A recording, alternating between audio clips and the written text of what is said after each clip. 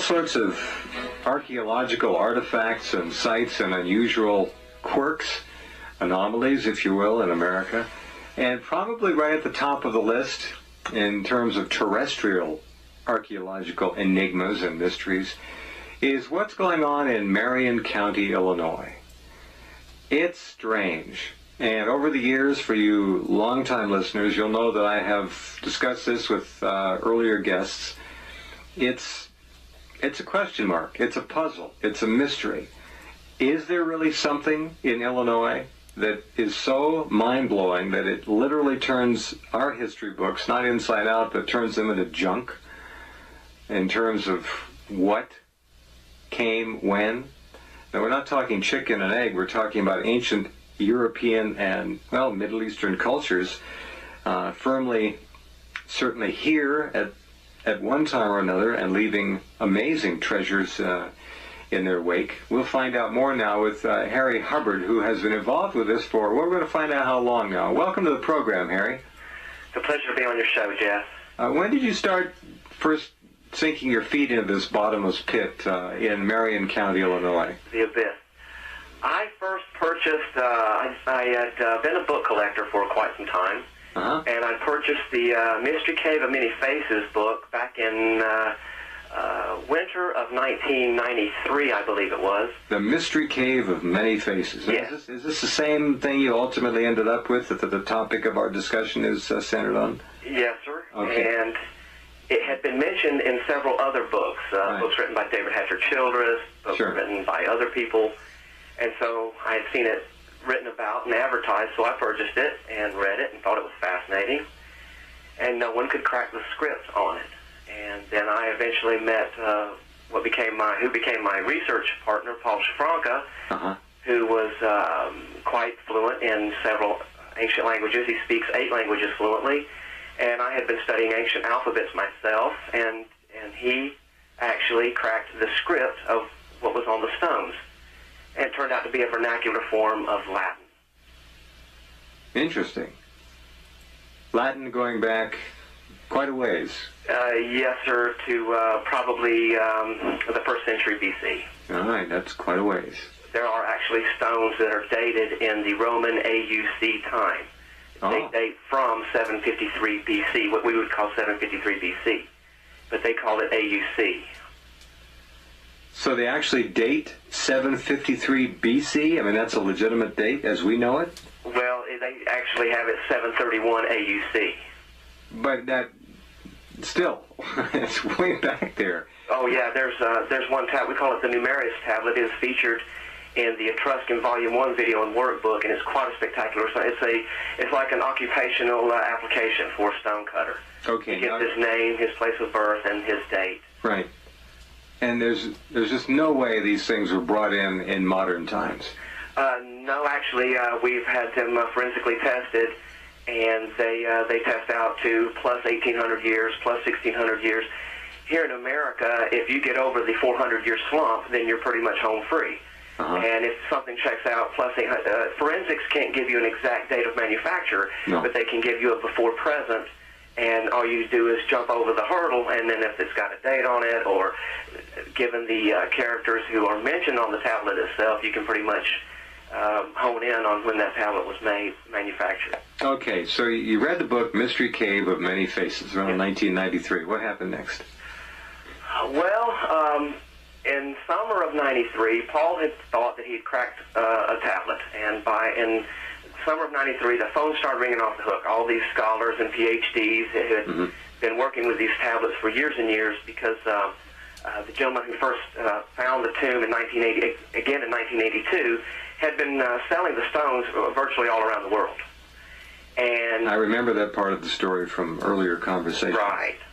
And so there were enough of the tablets in the books to figure out what had happened. And between the red book and what we call the yellow book, the second Burroughs Cave book, then there was enough there to put the story together haphazardly, and then the rest of the decipherments just kind of made everything fit together. We didn't make anything up or shoot anything in an ambiguous fashion. It was all pretty much straightforward. Okay, now from that point on, who owns the actual tomb now? If it is a tomb, and it seems to be a tomb. Yes, it has recently gotten into the hands of a land baron in the area, and he lives close to Missouri. A land baron? Yes, he owns a lot of land in the area, and I've known him since 1995. Does he enjoy your confidence and vice versa? He used to, and something happened along the way.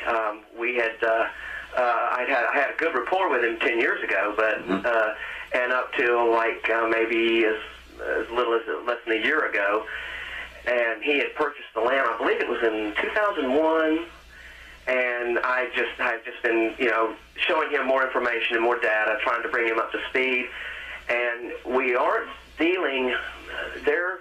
There seems to be some type of vortex in southern Illinois, and there are many wonderful people, but there are certain people, Jeff, I'm not trying to slant anyone, but they don't think in a progressive fashion. There's a lack of intuitiveness, there's a lack of foresight, and it makes things more difficult to deal with. Okay, it's diplomatically said. Thank you. Yeah, okay. Now, for those of you who are online, please click on the link, Harry Hubbard's name at Rense.com. And let's go to, we go to the first page there, and you'll see at the top Cave Images. Just for fun, let's click on Cave Images, and that page comes up, and photos of the tomb site. Okay. Now, this, as I remember it, there's a major river that runs right. It was the Illinois River. No. Which river? River is about a couple of miles away. Okay, it's further away than I thought. All right. It's not a very large river. It dries up in the summer. I thought that it was a river when I first went up there because growing up in Georgia and living in Florida, rivers are rivers.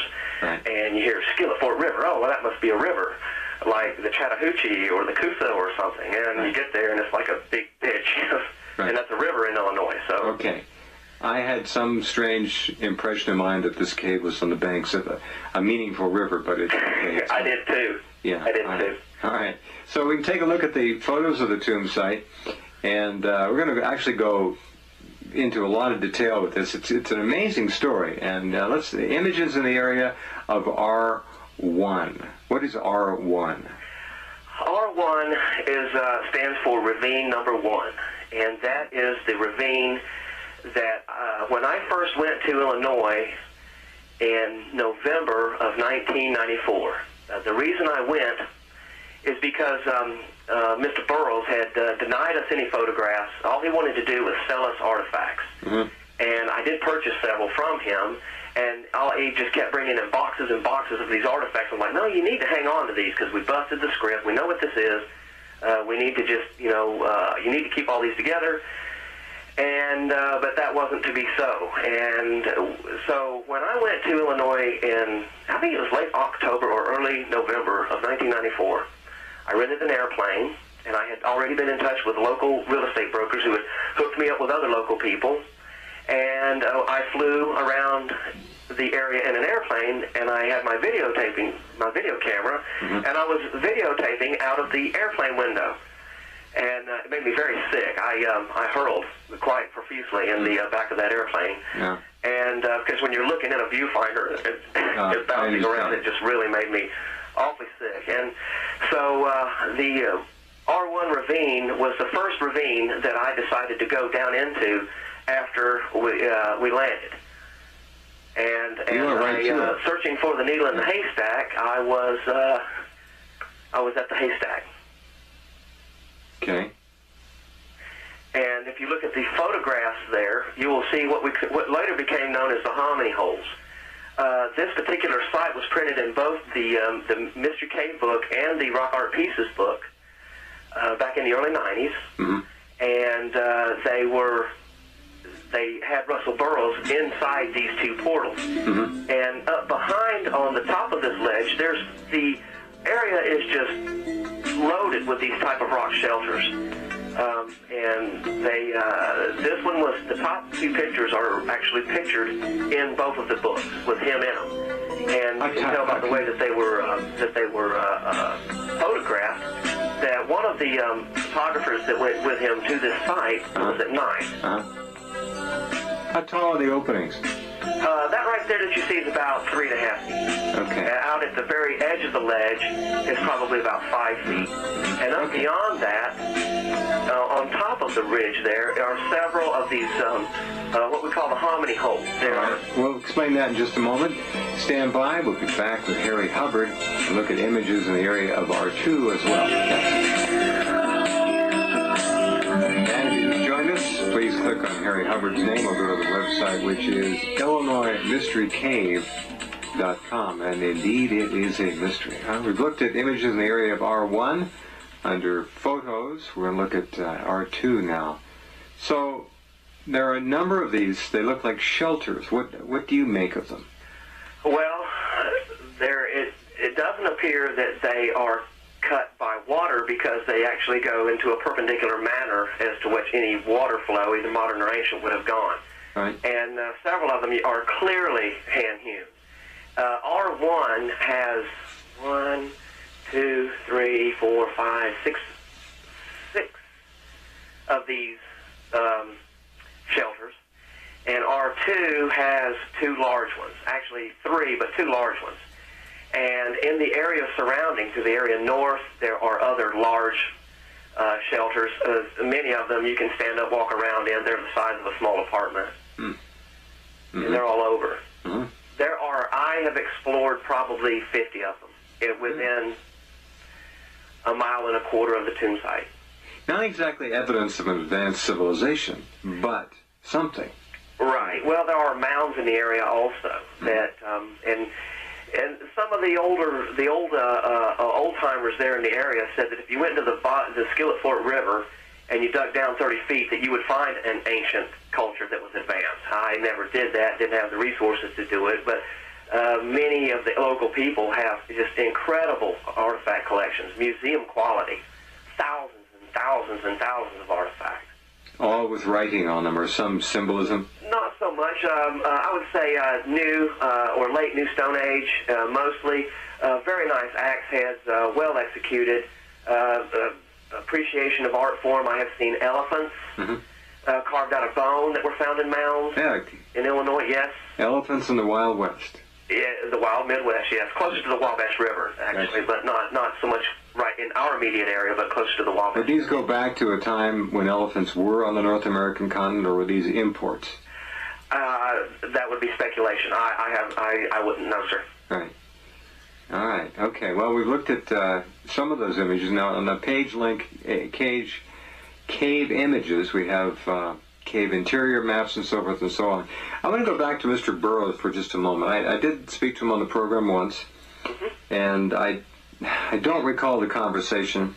I am a little bit, I think, like many of our listeners probably, appalled that anyone would sell off pieces like that of any incredibly important archaeological find. I guess he had the right to do it. I don't know, but you know, when you come across something like that can so change history and rewrite history as we know it, you'd think you'd want to leave it intact. As I remember, what he said was that what he has sold was next to nothing compared to what was there in the tombs.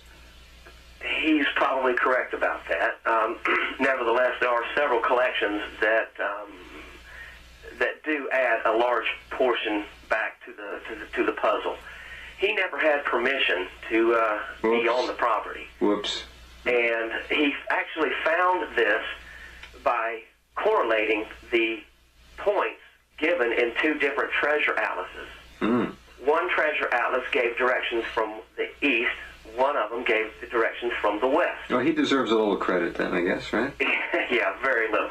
And so the site was initially found, if you look on the opening index page, in 1925 is when we first have record of it being recorded. And the treasure books give pretty close to the general area.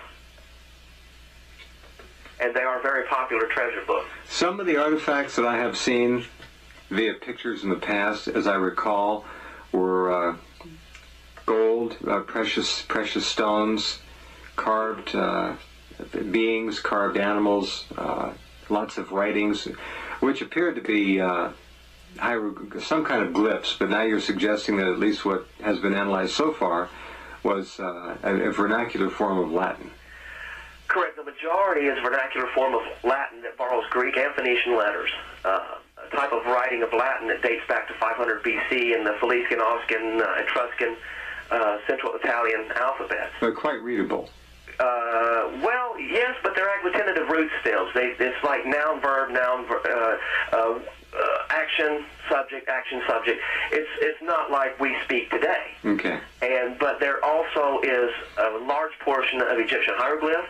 There's also a large portion of North Libyan, or what we call Numidian, an ancient form of Tamazight Berber, and we also have Greek characters and Greek words, something like, and it's quite bizarre. You'll see the name of a Greek god written with Latin characters. I mean, just stuff that's just so absolutely off the wall that a scholar would look at that and go, "What in the world would that be written like that and those characters for?" So, and that threw a lot of people off to know that they would say, "Oh, it was fake. It doesn't match their paradigm." So they would just automatically swap it off as fake. Right. And that's where it would stay. I believe that Burroughs, by 1992, when he released his first book, he was convinced that no one was ever going to break the script, especially here in America. You know, there's not a strong epigraphical institution here in America, unfortunately. All right. We'll continue with Harry Hubbard in just a couple of minutes. I'm Jeff Rense. Glad you're along. The Lost Tomb in Marion County, Illinois. This is a big story, and just think about all these languages that are found in that area, in that tomb. Many languages, ancient languages. What are they doing here? Wasn't Columbus the first, or was it the Vikings? Well, it kind of doesn't matter, because what this is talking about is 2,000 plus years ago in some cases. Be right back.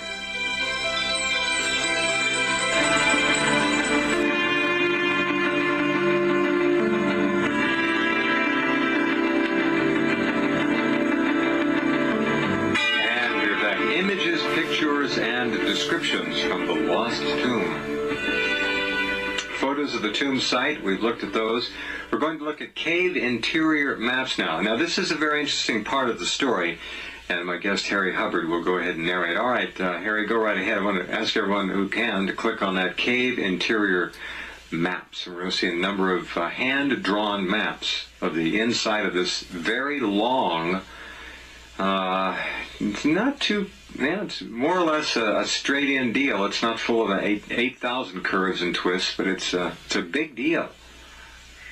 Yes. Have you been in the Harry? Excuse me. Yes. Have you been in there yet? No. Because I'm not going to dig on someone's property that don't have permission to do so. Didn't stop other people. We know exactly where it's at, and I spent 10 years and a bit over $760,000 on the project. That's to be able to determine, okay, it's right here. Now we're looking for someone who can take the project to the next step, which is going to take a chunk of change. Something like this is, we always knew it was much larger than us, and that's what it's going to take to get this thing going. The top map that you see there, I guess, came out of the Red Book. And that was the maps that I was able to get later on from Burroughs' past associates. As time went on, the maps got longer and longer. And different people from different areas, from different towns and different times, were able to tell me stories about what he did at this point and little things that he had told them in the past that all were pieces of the puzzle. And very important pieces, but at the time he would just think it was nonchalant. Is this a natural cave, or was it excavated? It's completely hand-hewn. The whole entire area is nothing but sandstone. And there's 3 grades of sandstone there in Illinois. There's a hard type, and then there's a softer type, and then there's a real soft type that just barely holds itself together. And you can cut a piece of dogwood tree and just tear it to pieces. You can tear it to pieces with your thumbnail. And a lot of this is hewn in that type of sandstone. Collapses? I wouldn't think so. I wouldn't think, as long as it kept moist, it wouldn't collapse. Okay. The caves don't naturally occur in sandstone. And the second diagram below comes from the yellow book, which is the second book, I believe.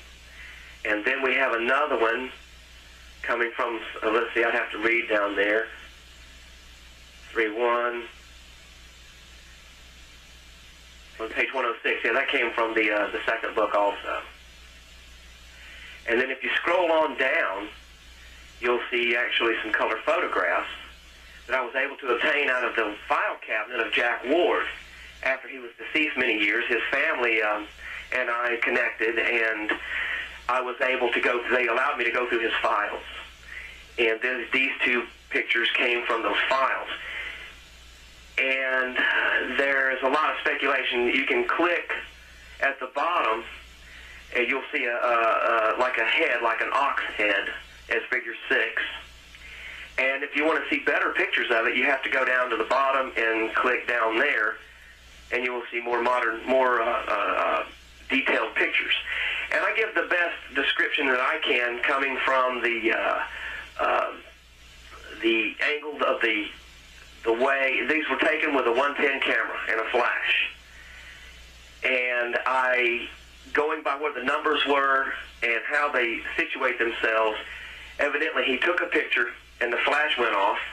And you remember the old 110 cameras, you would push it with your thumb to wind it, and you may not snap it before the strobe recharged. So the second picture, the second photograph, was nothing but black. And in the third photograph, the flash by then had recycled enough to recharge, and then the fourth picture was black. And I explained that in the text there, and there are people with different theories of how these happened and what took place, but some of them are so wild. And there's one of our associates in Illinois actually did a real good job, I think, correcting me. And other people have looked at it, and for them to if they had seen the negatives, well, they would have had to hold the camera upside down, which I don't think anyone would have done, actually. That's just there. We don't have all of the answers. We just have a bunch of them. And that pretty much covers the maps of the cave interior. It's something that I borrow from the books, and just to get somebody interested in it and to kind of central in on the actual maps and some of the information that I had from inside the tomb. Probably 500 words here. How long of a passageway is that on the map? Burroughs seems to consistently indicate 300 feet, and that's what it appears with our testing equipment. The front part of the tomb, probably 12 feet under the ground, and probably 40 feet under the ground, because there's a hill there. Not so much as that the cave probably does go down somewhat, but the hill, the ground actually comes up some also. I was told there was a collapse at the entrance by somebody. Yes, Burroughs has said that there was a collapse here. I've lived through several collapses. The collapse seems to change and drift. That's not a story that's actually reliable. Might be some disinformation. Yes, constantly. He does that. The question is, where is this cave in relation to R1 and R2, approximately? Well, we believe that we have like a tunnel-type system. This type system exists like closer to R2, and that we have a large room closer to R1. Because we always said, if there's something in R2, there's obviously something in R1. If there's something in R1, there's something in R2. And my group, through the years, kind of split. I had die-hard R1ers and die-hard R2ers. Mm-hmm. And some of them are quite passionate about their beliefs. Paul and myself, we are die-hard R1ers. And some of our other close associates are die-hard R1ers. And then there are many other educated people who have been with us for years and years. They are die-hard R2ers. But, the ravines are probably about 750, 780 feet apart. And what is so magnanimous in one, there's going to be something in the other one as well. Right. And I wouldn't be surprised if there were other sites just, of this caliber within half a mile. mile. There might be tunnels all over the place. Yes, possibly. This suggests some pretty amazing things, which we'll discuss with Harry Hubbard in just a couple minutes. I'm Jeff Rense, glad you're along. Look at the site, browse around, take a look at the pictures. They are fascinating right here in Illinois. Be right back.